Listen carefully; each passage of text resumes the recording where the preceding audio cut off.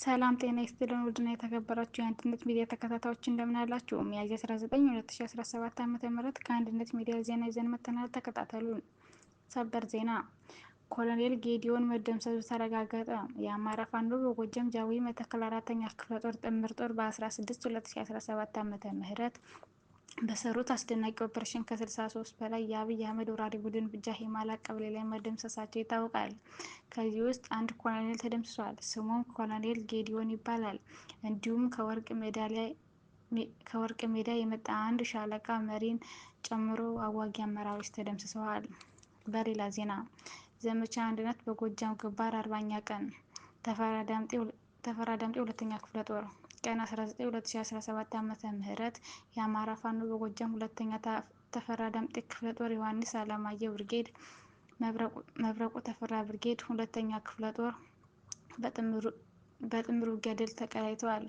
የጎንጂ ቆለላዋ ቆሎ መሻጫ እስከ ሞጣ አስታሪዮ ቴሌ ድረስ በጥምር ውጊያ መከላከያ አይቶት በማያውቀው መልኩ በተመታበት አውደ ውጊያ ድል ተቀዳጅተዋል።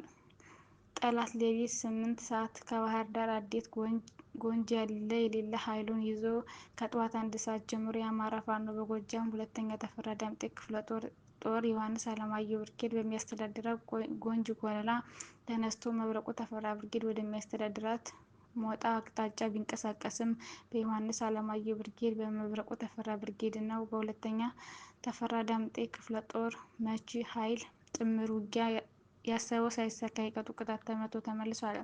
ውጊያው ከጠዋቱ 2 ሰዓት ቆሎ መሸጫ ከተባለ ቦታ ላይ ጀምሮ መብረቁ ተፈራ ብርጌድ ወደሚያስተዳድራት ሞጣ አስቴሮ ወደምትባል ቦታ ሲንቀሳቀስ ከቆሎ መሸጫ እስከ አስተሪዮ ባሉ የሁለቱ ወረዳዎች መገናኛ ቀበሌዎች ላይ ከፊት ከኋላ እንዲሁም ከጎንና ከግራ ከአራቱም አቅጣጫ ቀድሞ ገዥ ቦታዎችን በመያዝ ጠላት ትንፋሽ በማሳጣት አዋክቦ መምታት ተችሏል። እጅግ በጣም መናበብ የማጥቃት ወኔና ፍጥነት በተሞላበት በዚህ ውጊያ ለግለሰብ ወንበር ጥበቃ ውድ ሕይወቱን እየገበረ ያለው የአብይ ገረድ እንደ በግ መንጋ ከቆሎ መሸጫ አስቴሪዮ እየተነዳ እየተመታ ከሄደ በኋላ ስቦ መምታት በሚለው የውጊያ ስልት ከታሰበው ቦታ ላይ በደንብ ከተመታ በኋላ እንደገና ከአስቴሪዮ ወደ ቆሎ መሸጫ እያባረሩ መምታት ተችሏል። ሞኙና ላላወቀው ዓላማው ውድ ሕይወቱን እየገበረ ያለው ሚኒሻ ፖሊስና ወታደር ተብዬው እንደዛ ሀዘጌ ከቆሎ መሸጫ አስቴሪዮ፣ በተቃራኒው ደግሞ ከአስቴሪዮ ቆሎ መሸጫ በጥድፊያ እየተመላለሰ ሲመታ ሩጫቸው ላየ ሰው የበግ ግልገል የሰረቀ ቀበሮ ይመስል ነበር። በዚህ ውጊያም ዙ 23 ተኳሹን ጨምሮ 31 የመከላከያ አባላት፣ 14 ሚኒሻ እና 7 ፖሊስ በድምሩ 52 ወንበር አስጠባቂ ሲገደል ከ33 በላይ ቁስለኛ ይዞ ወደ መጣበት የተረፈውን ይዞ ፈርጥጧል።